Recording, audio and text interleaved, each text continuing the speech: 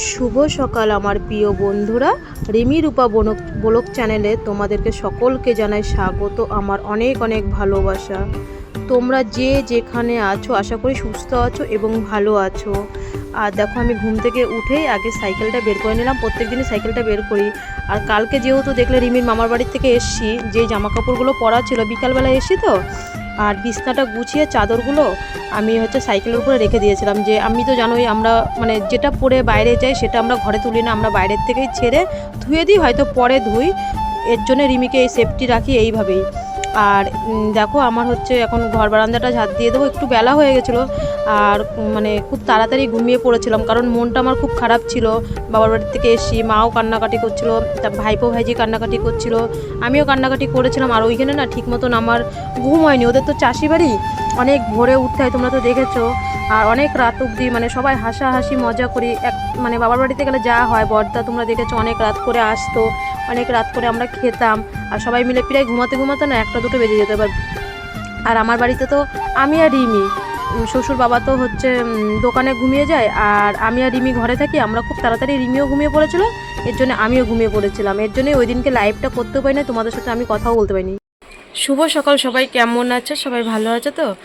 আমিও আছি মোটামুটি, রিমিও আছে মোটামুটি। আর কালকে তো বাবার বাড়ি থেকে চলে এসেছি। এখন তো জানোই বাড়িতে কত কাজ। আর এই সকালবেলা সব বাসি কাজ হয়ে গেল।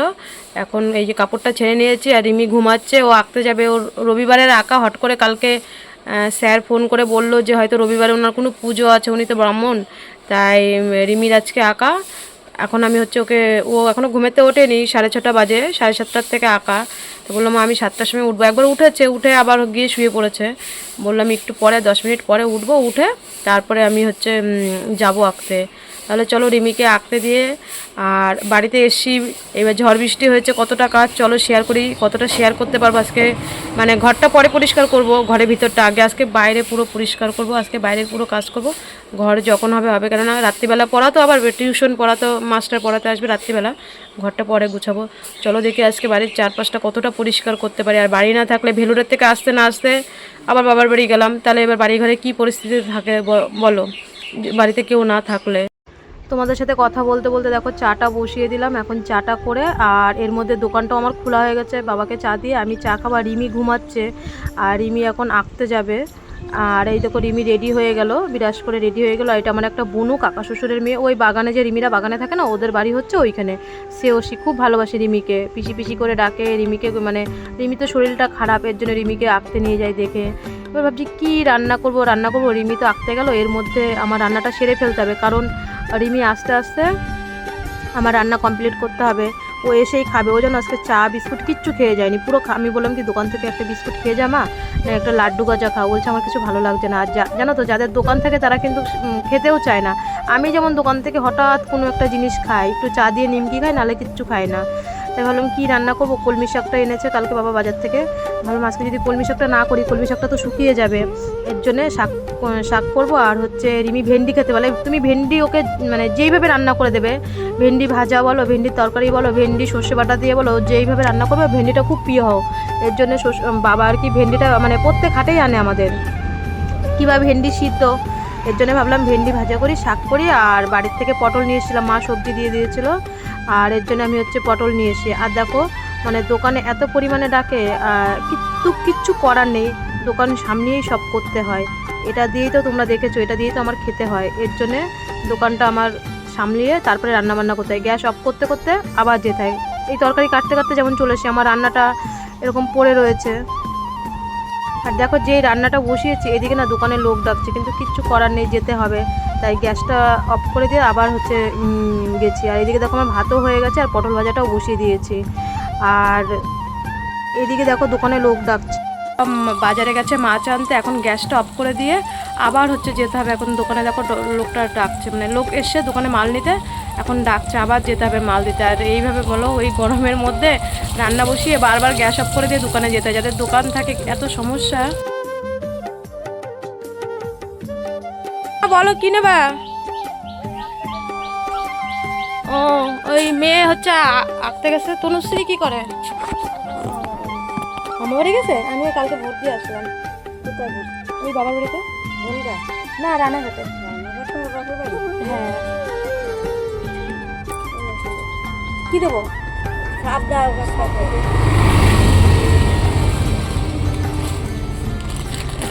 আর কি নেবা? আর 106 টাকা দিতে হবে। 106 টাকা বাকি ছিল। 106 টাকা, 7, 8, 9, 10 টাকা না, 4 টাকা।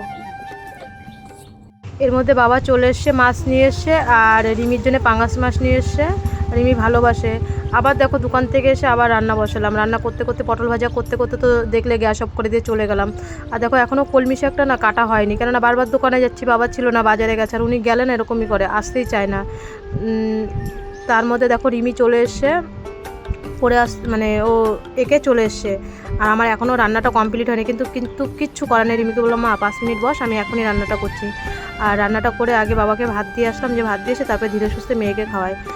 ওনাকে লেটে দিলেও অসুবিধা নেই। আর এই যে রিমির জন্য ভাত, পটল ভাজা, এই কটা ভাত আমি আর রিমি দুজন মিলেই খাবো। ওকে খাইয়ে তারপরে আমি খাবো।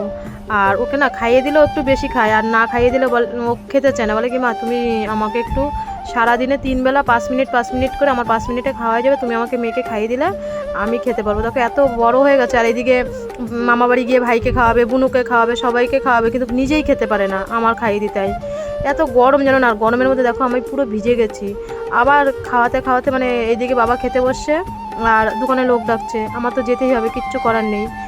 আর দোকান থেকে এসে এতটা বেলা, পাঙাশ মাছ এখন আবার রান্না করতে হবে। দুপুরে রান্না, সকালে খাওয়া দাওয়া, এগুলো কার সকালবেলার খাওয়া দাওয়া এখনই তাড়াতাড়ি কমপ্লিট হয়ে গেলো, আমাদেরও হয়ে গেছে 10টার মধ্যে। আর মাছ আর টক ডাল করবো আম দিয়ে, শ্বশুরের জন্যে, বাবার জন্য টক ডাল করবো, আর রিমির জন্যে পাঙাশ মাছ। রিমি ভালোবাসে, আমার ভালো লাগে না পাঙাশ মাছটা খেতে। আর যেন এত গাড়ি যায় না, ভয়েস দিতে এত কষ্ট হয়, কি বলবো। এখন আবার ঘর দুয়ারগুলো আগে লেপে, আজকে কোনো কাচাকাচি করিনি। কাজ করে আমি কি উঠবো বলো, এই যে দোকানে যেতে হয় বারবার। আর রিমি এখন বাগানে রয়েছে, একটা লেবু কেটে আর শরবত করে নিয়ে যাই, দিয়ে আসি, ওকে খাইয়ে এসে তারপরে লেপে পুছে এখন এই মাছটা হলুদ লবণ দিয়ে মেখে রাখবো, তারপরে রান্না করব। চলো তাহলে রান্না করি। আর এদিকে দেখো আমি একটু রিমির জন্য শরবত করে নিলাম, চিনি লবণের জল, ওকে দিনে 2-3 বার দিই। আর এদিকে দেখো ওরা 2 বোন বসে আছে, 2 বোন না, পিসি আর ভাইজি, সেওসি আর বসে আছে, ওদেরকে ওটা দিয়ে এসে আমি আবার এদিক দিয়ে লেপা চালু করে দিলাম। লেপে তারপরে ভাবছি কি, মানে এত গরম থাকতেই পারছি না। বাবা তো বলছে লেপতে হবে না, এই গরমের মধ্যে কালকে ভোরবেলা উঠে লেপিস। আর দেখো মাটির ঘর না লেপে রাখলে সুন্দর, মানে ভালো লাগে না, যেটুকুই আমার ভাঙাচোরা ঘর আছে। আর মেন কথা হচ্ছে রাস্তার পাশে, হাই রোডের পাশে বাড়ি, সবাই তো বাড়ির দিকে তাকায়, বলো না লেপে পুচে রাখলে ভালো লাগে। আর মেন কথা হচ্ছে দোকানে যারা আসে, কলে জল খেতে আসে সময়তে, এর জন্য সবসময় মানে বাড়িঘর পরিষ্কার থাকে। আমি বললাম আজকে যেহেতু ঝড় বৃষ্টি হয়ে গেছে, ভেলোরেতে এসেও বাড়িঘর সেরকমভাবে পরিষ্কার করা হয়নি, তারপরে আবার চলে গেলাম বাবার বাড়িতে। আমি যে আজকে যত বেলা হোক, আজকে লেপে পুচে ঘর দুয়ার পরিষ্কার করব, তারপরে আজকে স্নান করবো। বা তো রিমিকে চিনি লবণের জল দিয়ে আসলাম, আবার দেখো রিমির জন্য একটু জল নিয়ে যাচ্ছি। আর আমি বাগানে যাচ্ছি, পুরো ঘেমে গেছি, মানে ভাবলাম একটু বাগান থেকে হাওয়া খেয়ে আসি, ঠান্ডা হয়, তারপরে রান্না করবো। আর এখানে ওরা 2 বোনে, যে বিনিতা মামাবাড়ি ছিল, মামাবাড়ি থেকে আসলো। আর আজকে বাগানে অনেকদিন পরে তোমরা বিনিতাকে যে দেখতে পেলে। আর ওদেরকে জল দিয়ে এসে আমি আবার রান্না বসিয়ে দিলাম, পাঙাশ মাছটা, ডালটা। এর মধ্যে রিমির না স্নান হয়ে গেলো, আমার রান্না হয়নি। আর রিমির মেজো জেঠু আজকে মাংস এনেছিল, রিমিকে ওর মেজমা মাংস তরকারি দিয়ে গেলো। আমি বললাম, তাহলে মা তুই হচ্ছে, যেহেতু মেজমা মাংস দিয়ে গেছে, তুই মাংসটা দিয়ে ভাত দিয়ে খা, আর দাদু আর আমি তো পরে খাবো। আর এদিকে দেখো টক ডাল দিয়ে আমি মুসুরির ডাল করলাম। আর যেহেতু গরম, টক ডালটাই কিন্তু এখন ভালো লাগে, বলো কার কার টক ডাল ভালো লাগে। আর আমার রোজ ডাল করতে হয় বাবার জন্যে, এই অল্প একটু, মানে 50 ডাল হলেও করতে হয়। আর এইদিকে দেখো মানে বাসন হয়ে গেছিলো অনেক রান্না করার সময়, ভাবলাম বাসনগুলো মেজে তারপরে স্নান করি। রান্নাবান্না কমপ্লিট হয়ে গেলো, এখনও বাবাও স্নান করেনি, আমিও করিনি। একবারে উঠানটা ঝাঁট দিয়ে, আর আমি মানে স্নানের আগে উঠানটা ঝাঁট দিই, সকালে ঝাঁট দিই, আর একবার হচ্ছে মানে স্নানের আগে উঠানটা ঝাঁট দিই। আর এই যে অঙ্কন বাবু, তোমার নামটা নিয়ে নিলাম বাবু, তুমি রিমিকে সাপোর্ট করার জন্যে, রিমিকে এত ভালোবাসো, আর হচ্ছে রিমিকে মানে ভিডিওগুলো দেখো। এই যে বাবু তোমার নাম নিয়ে নিলাম, অঙ্কন বাবু। কালকে উষা বলছে, দিদিভাই আমার নামটা তো নিলে না, সবার নামটা নিলা। এই যে উষা বোন, তোমার নামটা নিয়ে নিলাম। তুমি রিমির ভিডিও দেখার জন্য অনেক অনেক ধন্যবাদ, অনেক অনেক ভালোবাসা রইলো তোমার জন্য। অঙ্কন বাবু তোমার জন্য অনেক অনেক ভালোবাসা রইলো, অনেক অনেক শুভেচ্ছা রইলো। তুমি অনেক ছোট, তুমি ভিডিও করছো, তোমার ভিডিও আমি দেখি। অঙ্কন বাবু তুমি যদি ভিডিওটা দেখো, এই যে তোমার নামটা নিয়ে নিলাম, উষা বুনু তোমার নামটা নিয়ে নিলাম, তোমরা এবার হ্যাপি তো? আর দেখো তোমাদের সাথে কথা বলতে বলতে, ভাই বোনের সাথে কথা বলতে বলতে আমার স্নানটা হয়ে গেল। এখন বাজে 2:30। উঠান ঝাঁট দেওয়াটা শেয়ার করতে পারিনি। স্নান করে এসে সিঁদুরটা পরে আর বাবারও বললাম স্নানটা করে নাও, বাবারও এর মধ্যে স্নান হয়ে গেল। বাবাকে ভাত দেবো, আমিও ভাত খাবো। আর খেয়ে দিয়ে একটু আমার মেজো জায়ের কাছে গেছিলাম, মানে আমরা দুজন মিলে ফোন দেখছিলাম। দেখো আমরা তো সেরকম কারোর বাড়িতে যায় না, এখানে আমার বাবার বাড়ির মতন এখানে কেউ কারোর বাড়ি বেশি একটা যায় না, তবু বাড়িতে যেহেতু জায়েরা আছে, জ্যাঠা শ্বশুরের বাড়ি, একটু মেজো জায়ের কাছে গেছিলাম, আমরা একটু ফোন দেখছিলাম আর ঘুমায়নি অবশ্য। আর এর মধ্যে রিমির আবার হচ্ছে পড়া আছে, বিছনা গুছাতে হবে। আর আমি মানে বিছনাটা গুছিয়ে ঘরটা ঝাঁট দিয়ে ভাবলাম যে আর জামা কাপড়গুলো যেগুলো বাইরে ছিল জামা কাপড়গুলো গুছাতে তো হবে। আর আজকে যেহেতু আমি দুপুরবেলা মানে সকালবেলার দিকে ঘরটা আমি গুছাইনি, এখন আমার গুছাতে হবে। আর ভাঙা ঘর হোক আর যেই ঘরই হোক বলো, যেইটুক থাকে তার মধ্যে সেইটুকুই পরিষ্কার গুছিয়ে রাখতে হয়। আর এইদিকে এখন হচ্ছে রিমি একটু মানে বিকালবেলা হলে জানো তো একটু রাস্তার দিকে ওঠে, ওর ভাই ও একটু মানে রাস্তার দিকে সারাদিন ঘরে আটকা থাকে, তবু বলি কারোর সাথে মিশবি না, যতটা পারি রিমিকে আমি সেফটি করে রাখি। আর প্রত্যেক দিনের জামা কাপড় তো প্রত্যেক দিন কাচতে হয়। আর আমার মোটামুটি ঘরটা গোছানোও হয়ে গেল, আর ঘরটা এখন ঝাঁট দিয়ে, আর উঠানটা তো আমার দুপুরবেলায় ঝাঁট দেওয়া ছিল, আমি তোমাদের সাথে শেয়ার করিনি আজকে। আর আমি হচ্ছে যখন মনে করো আমি যদি কোনো সময় হয়তো সকালবেলা আমি যদি ঘরটা না গোছাতে পারি, আমি সবসময় বিকালবেলার দিকেই ঘরটা গোছাই। কেননা দেখো এখন রিমি তো একটু বড় হয়েছে, ওর বান্ধবীরাও সময়তে আসে, বান্ধবীর মা বাবারাও আসে, মা বাবা না বাবারা আসে না, মা আসে, ওর বান্ধবীর বাবারাও বাইরে থাকে। আর এদিকে চটটা, যেই চটটা দিয়ে পা মুছি, ওই চটটা এনে তারপরে চেয়ারটা দিতে আবার মাস্টার আসবে।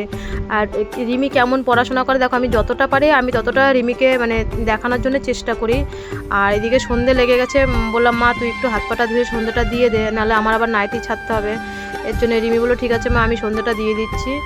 আর মানে এখন 6:30 মানেও একটু বেলা থাকে, সবাই তো জানোই গরমকালে। রিমি সন্ধ্যাটা দেওয়ার পরে রিমি হচ্ছে পড়তে বসে গেল। আর রিমি আজকে যে সকালবেলা এঁকে এসে কি আঁকিয়েছে সেটা তো আমার অবশ্যই দেখার দরকার, না দেখলে ও জানবে কী করে যে মা দেখিস আজকে কী আঁকিয়েছে। আর আমি এর মধ্যে চাটা করে নিয়ে আসলাম, যে হচ্ছে আর এর মধ্যে আমি চাটা করে নিয়ে আসলাম, বাবাকেও চাটা দিয়ে আসলাম, আর আমরা দুজন চা খেলাম। আর চা খেতে খেতে রিমির কেমন আঁকিয়েছে আঁকাটা আমি দেখে নিলাম, তোমরাও দেখতে পাচ্ছ রিমিকে আজকে কী আঁকিয়েছে। আর রিমি তো জানোই ভেলোরে যখন যায় তখন তো পড়াশোনাটা বন্ধ থাকে বলে অনেকটা পিছিয়ে পড়ে, কিন্তু কিচ্ছু করার নেই পরিস্থিতিতে। কেমন লাগলো আজকে এই পর্যন্ত, বাই বাই, টাটা, সবাই ভালো থেকো, সুস্থ থাকো।